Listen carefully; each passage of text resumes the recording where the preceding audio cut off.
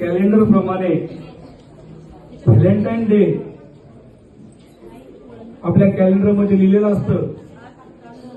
त्या पार्श्वभूमीवर मागच्या 8 दिवसामध्ये हरिओम परिवाराच्या माननी भाभी आणि त्यांची सर्व टीम मला भेटण्यास आली आणि त्यांनी सांगितलं की सर, आपण आपल्या शाळेमध्ये व्हॅलेंटाईन डे न साजरा करता आपण मातृपितृ पूजन दिवस साजरा करू.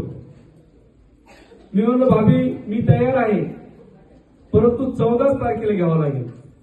याचं कारण असं होतं की ह्याच दिवशी जो चुकीचा संदेश पाश्चिमात्य देशातून आपण घेतोय त्याचा बदल आपल्याला व्हॅलेंटाईन डे न साजरा करता आपण आपल्या जन्मदात्या आई वडिलांची पूजा केली पाहिजे.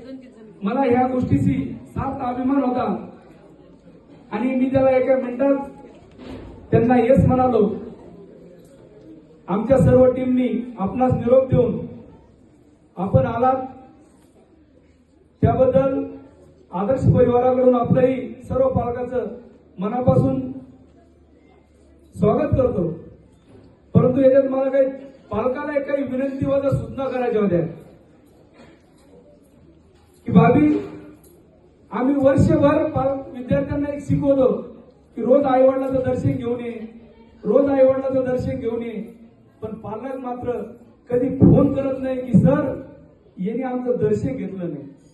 जो शाळा ही आपल्या गाडीचे 2 जे चाकं असतात, बांधवांना सर्व पालकांना माझी विनंती की तुम्ही जोपर्यंत आमच्या कॉन्टॅक्ट मध्ये राहणार नाही तोपर्यंत मुलगा घरी काय करतो आणि आम्ही इथं काय करतो याचा काही ताळमेळ बसणार नाही.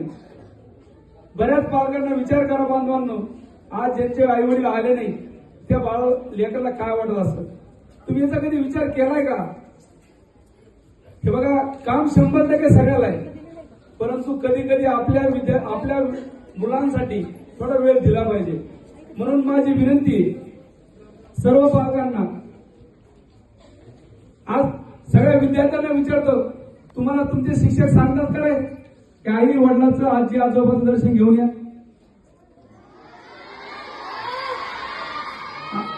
आता प्रांजळ मताने सांगा की तुम्ही बसलेल्यापैकी किती जण दर्शन घ्यायला? तर समोर आहे. मला माहित आहे याच्यातले 10% सुद्धा घेत नाही. किती? आता याच्यानंतरची सूचना अशी आहे की हात खाली करा.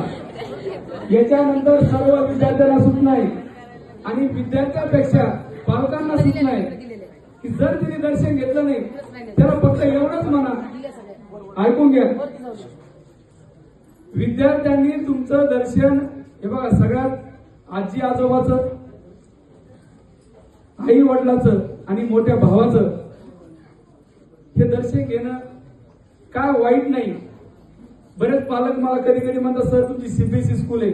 अहो, सीबीएसई स्कूल आहे का विद्यार्थ्यांनी बापाला दगड मारा शिकवली? हा आपल्या भारतीय संस्कृतीचा भाग आहे आणि त्या भागामध्ये आई वडिलांची आणि मोठ्याचा आदर करणं हे आपलं आदर कर्तव्य आहे. म्हणून आजच्या प्रसंगी मला एकच सूचना करायची पालकांना, जर समजा तुमचा मुलगा दर्शन घेत नसेल, फक्त त्याला एकच प्रश्न करा की बाळा, तू मला आज माझं दर्शन घेतलं नाही, मी आज मॅडमला सरला फोन करतो. त्याची हिंमत होणार नाही तुमचं बगर दर्शन घेण्याची. परंतु तुम्हाला नाही, तो ऐकत नसेल तर खरोखर 1-2-4 दिवसातून त्या संबंधित त्यांच्या क्लास टीचरला फोन करा. निश्चित त्याला दर्शन घेण्याची सवय करण्याचं काम शाळेच्या माध्यमातून आपण करू. बऱ्याच पालकांना वाटतं की जाऊ द्या, नाही घेतलं, काही पालक जाऊ दे, नको घेऊ, परंतु त्याला ते शिस्तीत जर तुम्ही घेतलं तर निश्चित तो आदर तिथे होईल. कारण की माझा मानस आहे, तुमचा मुलगा हा कलेक्टर व्हावा, पण तो आदर तिथे असावा, तो डॉक्टर व्हावा, तो खूप मोठ्या पदावर जावा, परंतु त्याचा मान सन्मानाने त्यांनी मोठ्याचा आदर करावा. मी 2 सूत्री कार्यक्रम माझ्या जीवनामध्ये हाती घेतलेला आहे की एक सगळ्याचा आदर सन्मान करून जगलं पाहिजे आणि दुसरी गोष्ट व्यायाम करून निरोगी जगलं पाहिजे. बऱ्याच पालक स्वतः व्यायाम करत नाही, मुलाला कधी व्यायाम करायला सांगत नाही. परंतु मित्र, मित्रांनो, तुमचा मुलगा कलेक्टर व्हावा निश्चित माझी बी अपेक्षा आहे, परंतु कलेक्टर होऊन जर तो मुठभर गोळ्या खात असेल तर काही फायदा नाही. त्यासाठी तो निरोगी असण्यासाठी त्यांनी व्यायाम केला पाहिजे. आणि तुमचा मुलगा कलेक्टर व्हावा, पण कलेक्टर झालेला तो आदरतिथ्य असावा. जर ह्या दोन गोष्टी, दोन सूत्री कार्यक्रम जर तुमचा जर घडला, निश्चित तुमचं जीवन साथ झाल्याशिवाय राहणार नाही. म्हणून असे कार्यक्रम आपण घेत असतो. आज आपण सगळेजण आलात, आपलं खूप खूप मनापासून आभार व्यक्त करतो.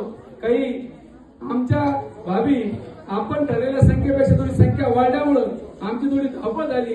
आणि परत दुसरी गोष्ट, आम्ही प्रत्येकाला हार सांगितले होते, तरी हाराची जास्तीत जास्त आम्ही व्यवस्था केली. या सगळ्या कार्यक्रमामध्ये एखाद्या काही गोष्टीची तुम्हाला कमतरता भासत असेल, प्रामुख्याने दुसऱ्या मजल्यावर जे पालक आलेले त्यांना थोडंफार 19-20 कोणाला टाटा नसतील, कोणाला आता हरण असतील, पण त्यांची एक दिलगिरी व्यक्त करतो. कारण की हा नियोजनाचा भाग म्हणून खूप मोठा नियोजन लांबल्यामुळं हा थोडं कमी जास्त प्रमाण